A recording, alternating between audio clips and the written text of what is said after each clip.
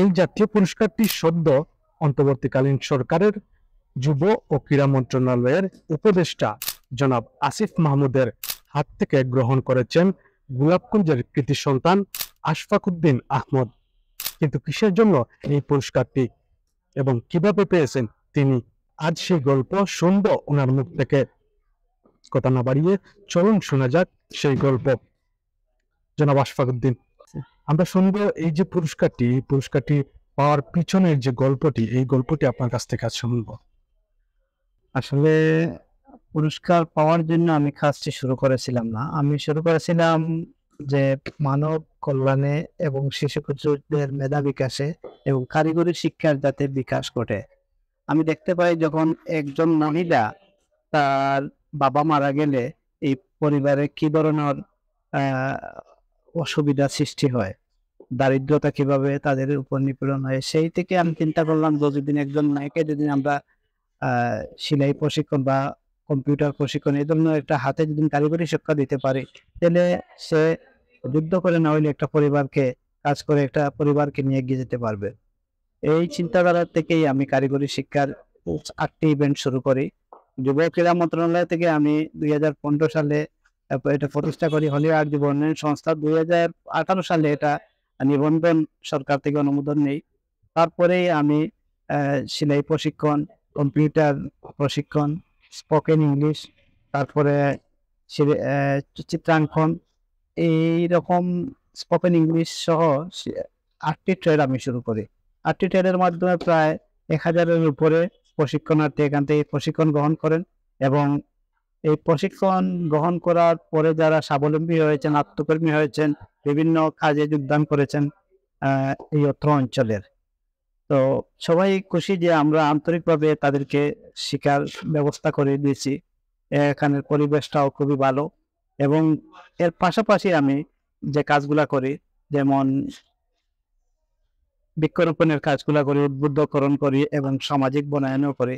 আপনারা জানলে খুশি হবেন যে এই অঞ্চলে আমি প্রায় 17 কিলোমিটার স্ট্রিপ বাগান, আমি সামাজিক বনায়ন, বন বিভাগ এবং পানি উন্নয়ন বোর্ড এবং স্থানীয় সরকার এবং আমার হলি আর্ট যুব উন্নয়ন সংস্থার উদ্যোগে আমরা কিন্তু এটা বাস্তবায়ন করেছি 2022 সালে।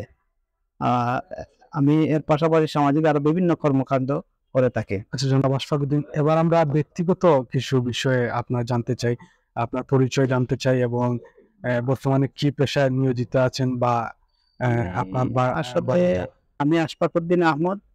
আমার বাড়ি পূর্ণভূমি সিলেট জেলার গোলাপকুঞ্জের অন্তর্গত 3 নং ফুলবাড়ি ইউনিয়নের 1 নং ওয়ার্ড বড়াইয়ের উত্তরভাগ। আমার বাবা মোহাম্মদ মাকবুল হোসেন।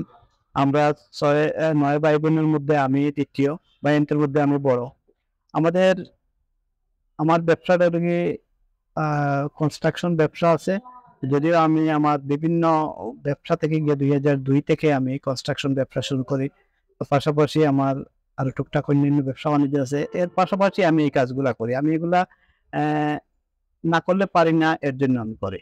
এই কাজের স্বীকৃতি স্বরূপ আমি 2019 সালে, 20 সালে এবং 21 এবং 23 সালে আমি সিলেট জেলার শ্রেষ্ঠ যুব সংগঠক এবং হলি আর্ট যুব উন্নয়ন সংস্থা শ্রেষ্ঠ যুব সংগঠন হিসাবে স্বীকৃতি লাভ করে এবং নিজস্ব জায়গার উপর বৃক্ষরোপণ করেছিলাম। তার জন্য 2022-এ মাননীয় প্রধানমন্ত্রী পুরস্কার 2022-এ আমি বিভাগীয় পর্যায়ে শ্রেষ্ঠ পুরস্কার গ্রহণ করি।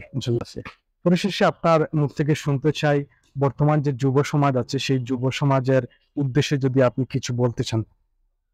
আমি এ ব্যাপারে বলতে গেলে যে ডিজিটাল যে আসক্তি আমাদের সমাজে এখন যে বিশাল আকার ধারণ করতেছে, তার থেকে আমাদের মুক্তির একমাত্র পথ হলো আমাদের বিজ্ঞান ভিত্তিক কারিগরি শিক্ষা আমরা গ্রহণ করতে হবে এবং যে জেনারেশনে যারা আসছে তাদেরকে আমরা ফ্রিল্যান্সিং এর আওতায় বিভিন্ন বিজ্ঞান ভিত্তিক কারিগরি শিক্ষায় তাদেরকে সম্পৃক্ত করতে হবে।